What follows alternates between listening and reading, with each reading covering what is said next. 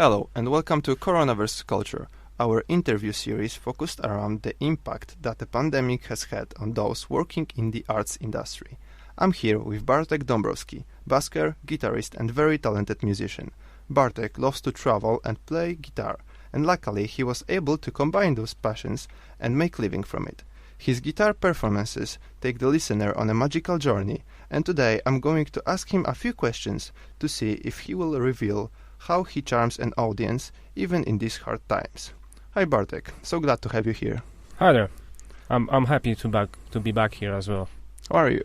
I'm alright, thank you very much. That's good. Bartek, tell me, because last time we spoke, you said that you love traveling and meeting new people. How does this work now? Well, it works for me in a kind of different way.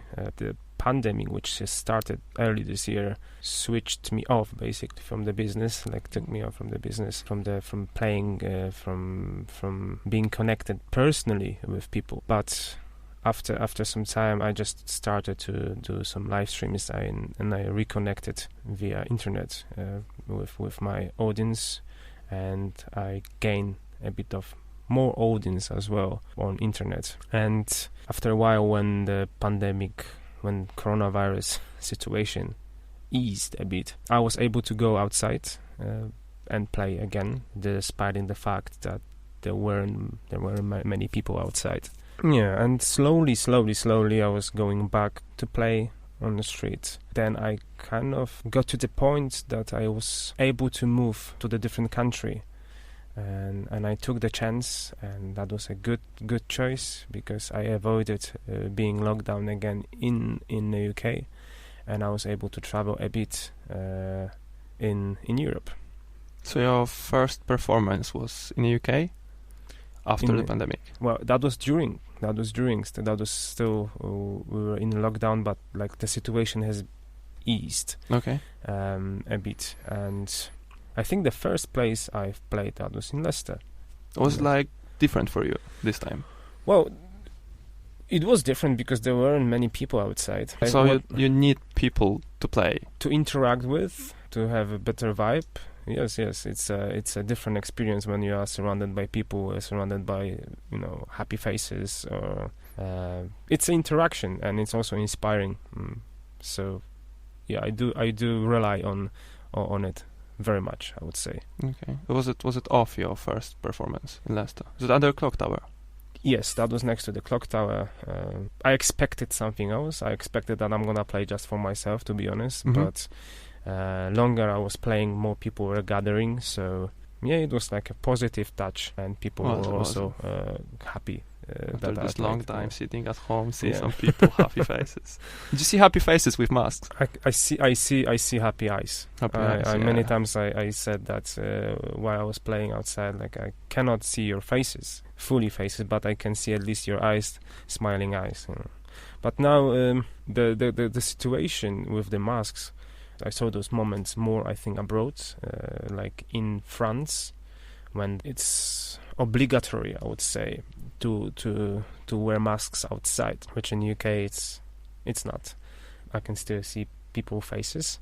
Italy was obligatory for some time when there was a peak of people outside. There were many people outside, so the police and government decided to put masks again on the faces. But in England, in the UK, generally I can still interact with people without masks. Okay, that's some positive news, I would say.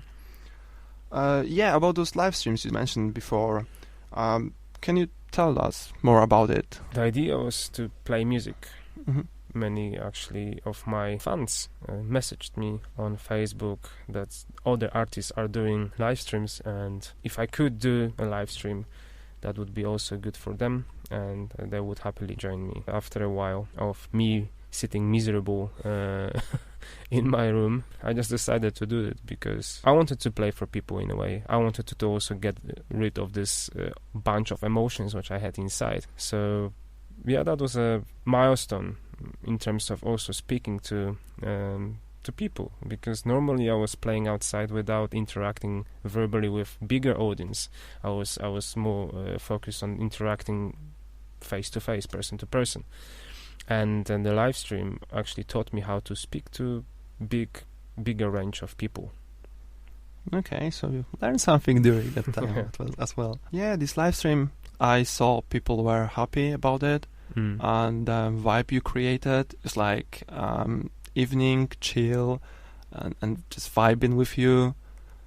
So I think it was necessary for people to have someone to vibe with. Just to breathe, yeah, and have a break from everything else. Like I Yeah, also trying not to talk about the situation which we are at the moment, because I want to avoid it. This interview with you, this is probably the first public interaction, like me speaking about the COVID, because most of the time I tend to avoid this topic just to make people think about other happier things, just to disconnect from this for the second and be alive, not be fearful. To have your mind clear, yeah, and focus about anything else, pretty much. Yeah. Just to chill and focus on all the responsibilities.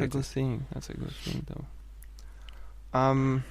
Yeah, on your last live stream, I saw you mentioned a new album. Yes, that's a secret for now. I have the name already ready, I would say. The songs are already almost ready as well.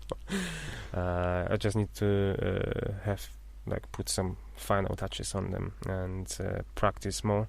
So what I do at the moment, I busk still. I play outside, and I'm figuring out what sounds good, what doesn't, and I'm basically recording music at the moment, but still I have an open option to improvise and to make it the final product in the way like I want to, in the way I like it. So I don't want to rush it. I want to, like I did last year, and it was a good process. Even with recording team, we had really nice time and nice memories. Yeah, I remember those. I think last question I want to ask you is, looking back from now, are you happy with like everything went regarding your career? I would answer this question, I think, in general way, because we all do things like that. We all tend to question if we did something wrong, or if we did something right, or if we did something enough. Leading to this answer, I'm happy. I'm happy with everything what I did. In terms of, I accept what I've done, and I accept what I haven't done, because in a way, if I wouldn't accept that, I would live with some kind of grief inside. And instead of watching backward, if I'm not happy with something, in brackets, I tend to change it now or in the future.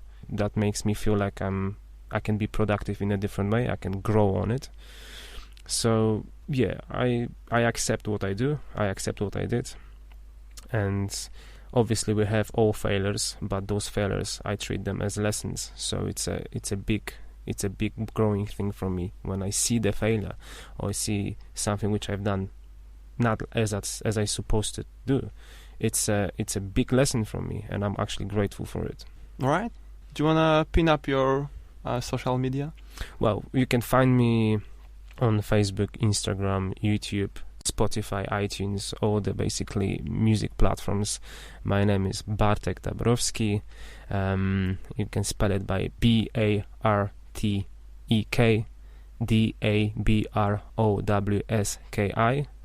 I have also a website, and you can find all of my 3 albums over there. And as we spoke before, I try to do now at least 1 live stream a week, or per 2 weeks. I think that's enough info about my social things. Thank you, Bartek, so much. Thank you for having me. Thank you.